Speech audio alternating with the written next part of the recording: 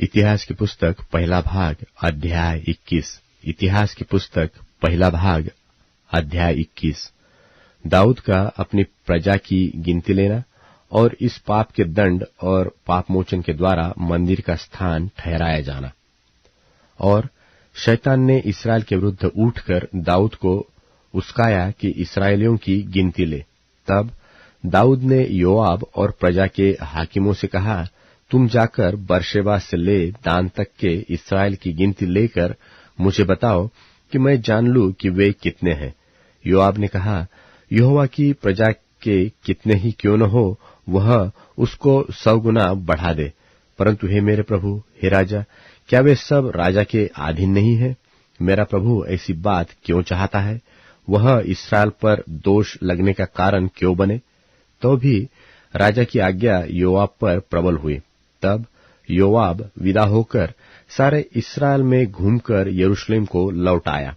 तब योआब ने प्रजा की गिनती का जोड़ दाऊद को सुनाया, और सब तलवारिये पुरुष इसराइल के तो 11 लाख और यहूदा के 4,70,000 ठहरे। परंतु इनमें योआब ने लेवी और बिन्यामीन को न गिना, क्योंकि वह राजा की आज्ञा से घृणा करता था। और यह बात परमेश्वर को बुरी लगी, इसलिए उसने इसराइल को मारा। और दाऊद ने परमेश्वर से कहा, यह काम जो मैंने किया है वह महापाप है, परंतु अब अपने दास का अधर्म दूर कर, मुझसे तो बड़ी मूर्खता हुई है।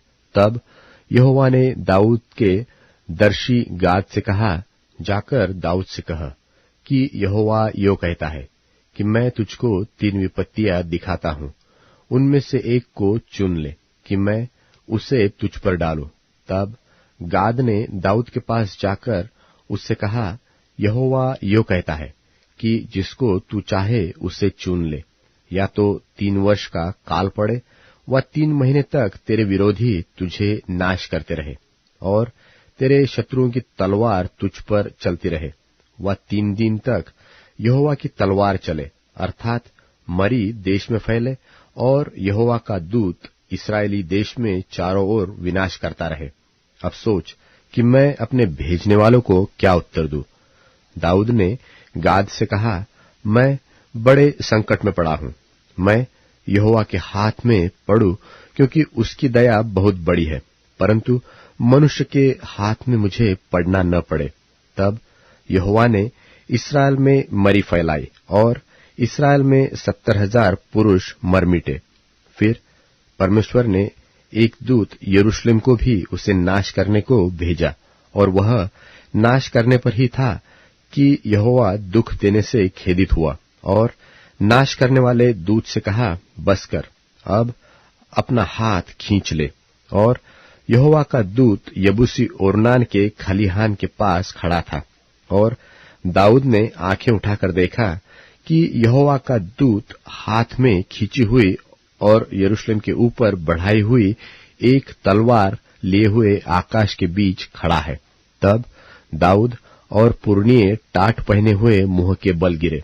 तब दाऊद ने परमेश्वर से कहा, जिसने प्रजा की गिनती लेने की आज्ञा दी थी, वह क्या मैं नहीं हूं? हां, जिसने पाप किया और बहुत बुराई की है, वह तो मैं ही हूं। परंतु इन भेड़ बकरियों ने क्या किया है?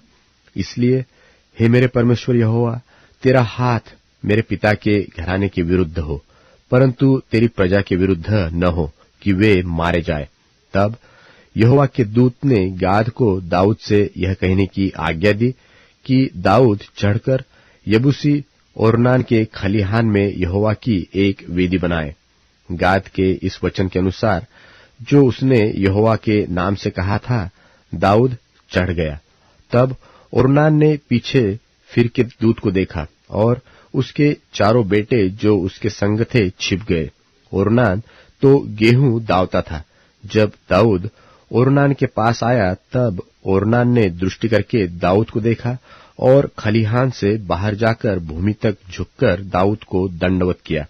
तब दाऊद ने ओरनान से कहा, इस खलिहान का स्थान मुझे दे दे कि मैं इस पर यहोवा की एक वेदी बनाऊं। उसका पूरा दाम लेकर उसे मुझको दे दे। फिर यह विपत्ति प्रजा पर से दूर की जाए। ओरनान ने दाऊद से कहा, इसे ले ले और मेरे प्रभु राजा को जो कुछ भाए वह वही करे।